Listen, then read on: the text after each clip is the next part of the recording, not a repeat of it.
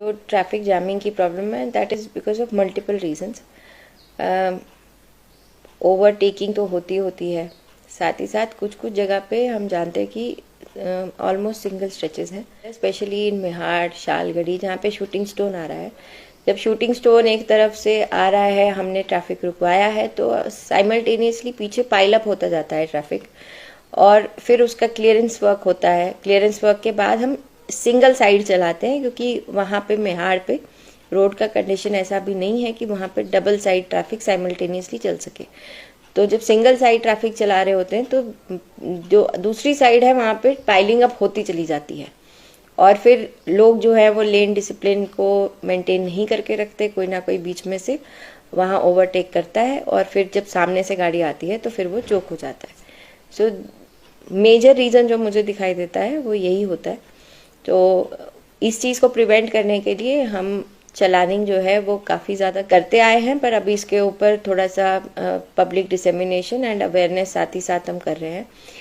अगर मैं जनवरी की फिगर्स कोट करूं तो around 4560 odd challans were done in the entire month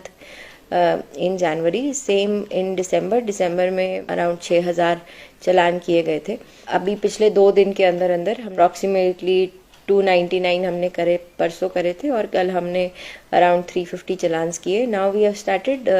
seizing the vehicles also, जो ग्रॉस वायलेशन में पाई जाती है, और जिसकी वजह से जैसे पूरा ही चौक हो गया है, उसको पता है कि आगे रास्ता बंद है और फिर भी वो ओवरटेक करते हुए आ रहा है, तो हम वो वाली व्हीकल्स को सीधा सीज कर रहे हैं। इसके अलावा ओवर स्पीडिंग में और ओवरलोडिंग में भी चलान्स जो हैं वो किए जा रहे हैं। And I'd advise general public की थोड़ा सा एक सिविक रिस्पॉन्सिबिलिटी जो है वो अपनी भी निभाएं और ओवरटेक ना करें, अपना ओवरलोड करके ना चले। इवन पैसेंजर व्हीकल्स जो कि मिनी बसेस और जितनी भी ये टेम्पो ट्रैवलर्स जो चलते हैं हाईवे पे, उनको भी काफ़ी चलान्स किए जा रहे हैं, जिसमें उन्होंने सवारियों को ओवरलोड करके मतलब उनके लाइफ को रिस्क पे डाला हुआ है। तो मैं जनरल लोगों से भी ये रिक्वेस्ट करना चाहूँगी कि कभी भी आपको ऐसी कोई पैसेंजर गाड़ी जिसमें पैसेंजर्स को भरा हुआ है उन्होंने अब अबव देयर कैपेसिटी, और कोई भी ऐसी गाड़ी जो आपको लगती है कि वो ओवरलोड होके चल रही है या ओवरटेक कर रही है, तो आप टीसीयू के नंबर पे उनके बारे में बता सकते हैं, और हम वहीं से ही उनका चलानिंग भी करेंगे और उनके ऊपर एक्शन भी लेंगे। सिमिलरली हमारे पास ई चलानिंग जब से आई है उसके बाद से हमें ये प्रोसेस और इजी हो गया है कि हमें पता चल सके कि उस पर्टिकुलर गाड़ी को पहले भी कितने चलान्स हुए हैं। बेस्ड ऑन दैट हम उनका डीएल कैंसलेशन और सस्पेंशन भी करने जा रहे हैं, जो कि ऑलरेडी हमने रिकमेंडेशंस कर दी हैं